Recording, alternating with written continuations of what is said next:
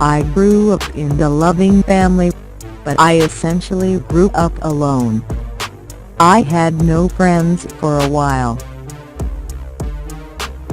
The playoffs are a different animal, and any team can beat you on any day. I think when people speak and they come from a place of sincerity and like caring about the situation, it's easy for people to identify that, and to hear that in the genuine nature of it. Am I perfect? No. Far from it. But that's the same case for everybody. I want to be the best. I don't know by what standard you measure being the best, but I want to go out there and perform and feel like I'm the best. Cheating is one thing. It's not okay, but at least if you cheat and you come out and you get caught and you're like, look, I did this and it wasn't right.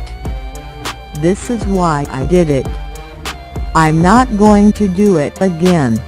I learned my lesson. As a kid, I wore the same Oakland A's hat for like 6 or 7 years. It was faded white and green. It was because I loved Barry Zito and he had signed that hat. I'm not explosive. I can't jump. The piece of my training program is doing the exercises to force myself to work in an unconscious or a subconscious realm, as opposed to a conscious realm. I think at the end of the day, I am myself, to a fault.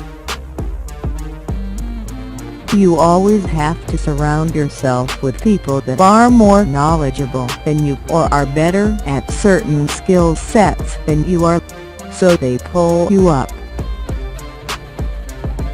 I want to be a member of a winning team. I played soccer when I was little, but I wasn't very good at it. Ice your arm. After a start, pitchers will put the ice bag on their elbow and their shoulder. Makes no sense. It makes a lot more sense to do isometric activity, movement-based recovery, than to just put your arm in ice. I try to understand other people's viewpoints on things and be better in the future. I think if you'll look at my history as a baseball player, my history on social media, and my history as a person, for those who know me well, they know that I apply that process to everything that I do. I'm not that strong. I'm not fast.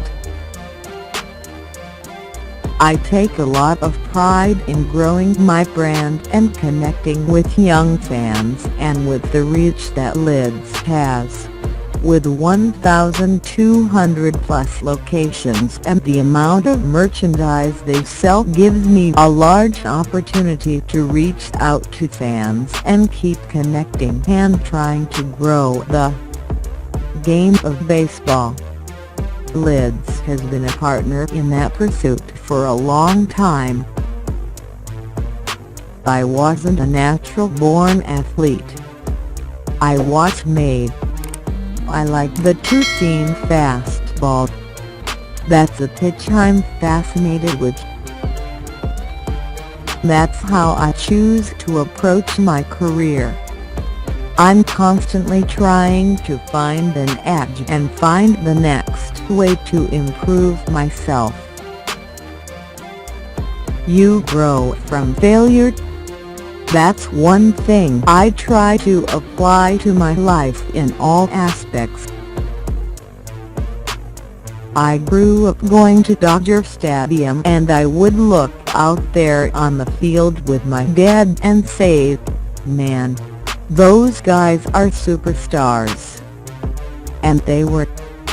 But they almost had this extraterrestrial feel to them, like it wasn't achievable. It wasn't a tangible goal because I didn't know anything about the players. I want to win the World Series. I've come in second, both in college and in the big leagues. I'm tired of it. I'm very much human. I'm an intense competitor, and that fire is what drives me. Because I was drafted high, I got the reputation of being conceited, like I'm too good for this person or that person. I've had coaches along the way that actively go out of their way to make sure that I don't succeed. They don't like me.